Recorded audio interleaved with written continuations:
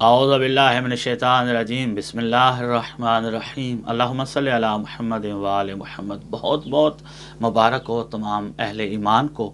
आज फरजंदे अली व बतूल और माराजल बहरैन के समंदर से निकलने वाला लोलो इमाम हसन मुज्तबा सल्लल्लाहु अलैहि की ज़ात अक़दस का आज ज़हूर है और मौला की आज दुनिया में आमद है। इस पर तमाम मोमिनीन को बहुत बहुत मुबारक और ख़ुसूसन इमाम ज़माना अलैहिस्सलातु वस्सलाम की बारगाह में हदिया तबरीक पेश करते हैं। इमाम अलैहिस्सलातु वस्सलाम, इमाम हसन अलैहिस्सलातु वस्सलाम की ज़ात से जो सबक मिलते हैं उनमें से सबसे पहले एक तो इमाम अलैहिस्सलातु वस्सलाम का दस्तरखान दुनियावी हो या समावी हो बहुत मशहूर था। दुनियावी आपने सुना हुआ है कि मौला का दस्तरखान लगता था, तमाम मुसाफिर अहले मदीना उस शहर के रहने वाले दूर नज़दीक से लोग आकर खाना खाते और साथ अपने घर वालों के लिए भी ले जाते, कोई उनको मना नहीं था और ये मौला का दस्तरखान मशहूर था।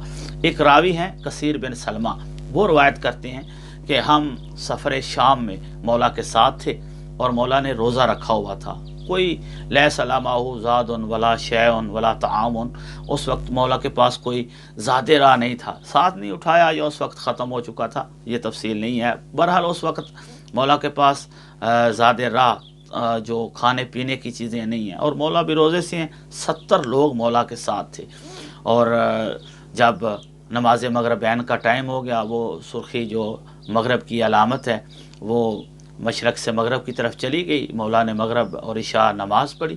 उसके बाद मौला ने आसमान से, वो रावी रवायत करता है, हमने देखा कि फ़ुतिहत अबवाबुस समावात, आसमानों के दरवाज़े खुल गए। व नुसिबतिल माइदा, तो जन्नत के दस्तरखान जो खाने से सजे हुए थे वो, व अबारीक व तुशूत, तश्त जन्नत के और जन्नत के बर्तन और दस्तरखान सजे हुए आसमान से नाजल हुए, आसमानों से कंदीलें नाजल हो गई और इतना खाना, हम 70 लोग थे, सब ने मिल के खाया और उसके बाद लम तन कुस मिन हुशै, उस खाने में से कोई एक आधी कमी भी वाक़ई नहीं हुई। जितना खाना वो फरिश्ते, इन लोगों ने ख़ुद उन फरिश्तों को भी देखा जो कि दस्तरखान लेकर नाजल हुए और उन्होंने बिछाया।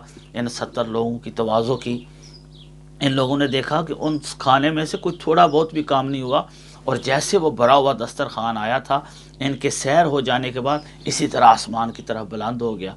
और ये रस्ते में, यानी अपने शहर में तो मौला का दस्तरखान लगता था और दुनिया वाला दस्तरखान, आसमानी दस्तरखान भी मौला ने उन लोगों के लिए बिछाया। और ये देखें, जन्नत के खाने मंगवाना और आम लोगों को खिलाना, उनमें वो कोई नबी नहीं थे जो 70 साथ थे, मासूम नहीं थे, औलिल अम्र नहीं थे, आम लोग थे और उन्होंने फरिश्तों को भी देखा। ये इमाम का इक़्तिदार होता है और इतना बड़ा इक़्तिदार होते हुए इमाम हसन अलैहिस्सलातु वस्सलाम ने जो 2 लश्करों के दरमियान सुलह की और लड़ने से, खून खराबे से बचाया।